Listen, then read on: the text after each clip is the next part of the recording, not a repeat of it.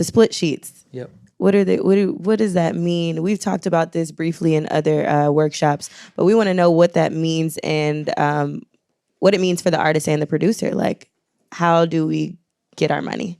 How do you get your money? Good How question. do we get our money? Hire Phil. Yeah, It's hard. I mean, the situation that most of my clients get into is you're in a studio, you're recording, it's friendly, right? This is a social environment. And you guys are doing something creative and everybody feels good. And nobody wants to be the guy who takes out a piece of paper and tries to get everybody to sign off on what their rights are in that environment. And the problem sets in the next day or a week later or a month later when the song comes out and you frankly don't know who owns the master rights. You don't know who owns the publishing, which for producers is particularly important because if you do a song with a major label, especially, there's this assumption that the label or the label artist is going to own the majority, if not all, of that master recording.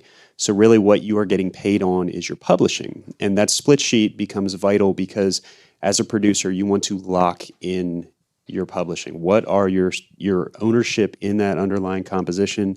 Because you need to file that with, ASCAP and BMI. You need to load that with, YouTube publishing you guys can claim. There's other organizations like Harry Fox and Music Reports that you can load that with as well. Did you do other things? Did you get a letter of direction as a publisher to get Sound Exchange money? There's just a million things that, if at that time in the studio or immediately thereafter, you guys put things down on paper, it's going to make your life easier, especially if a song becomes a hit. So. Yeah, I was just going to jump in on the split sheet question. I think a lot of people get confused too as to what they're even writing down. What does it all mean? So when you make a song, you have to think of there being kind of two separate things at the same time. There's a master side and a publishing side. And publishing just means songwriting, same thing. Mm-hmm. So in rap, you're typically doing both. You have ownership in both things. That's not the case in every genre of music. A lot of times you just have somebody who's writing a song in Kansas and someone's performing it in New York, there, right? But in rap, you're typically, whether you're a producer or an artist, creating both publishing, songwriting, and you're creating a master. And you have to keep in mind who owns what. So a split sheet is typically a way to divide up the songwriting. So in rap, the kind of baseline process is the producer gets 50%. Mm-hmm. And the vocalists get the other 50%. So if you've got, and there's no fixed rules on that. You can chop that up however you want to do it. That's just kind of what's evolved as a custom. And so what you're doing on a split sheet typically is if you're the producer, is you want to just take a piece of paper. It doesn't have to be formal at all. You have everybody's name on the piece of paper. Ideally, everybody signs it, and you write your percentage next to it. And what you're really doing there is defining what percent of this song did I write and do I own.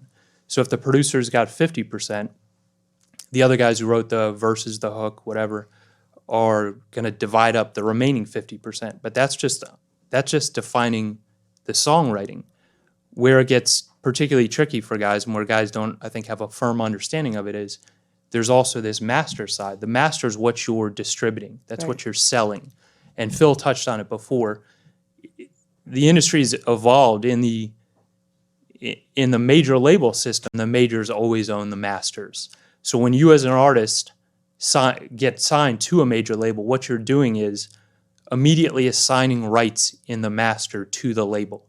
You're saying, you guys own this now, I don't. What you're retaining is your rights as a songwriter, and that's what you're defining on those split sheets.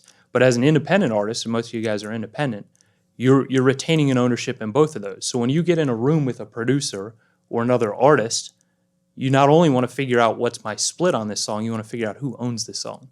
Do we own it together? Do I own it? And that gets tricky, and Phil mentioned it's a hard conversation for some guys to have.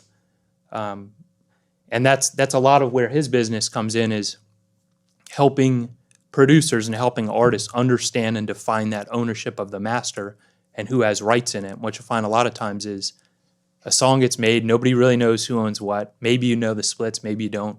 and it finds its way on the internet, and now money's being made. And no one knows where it's going.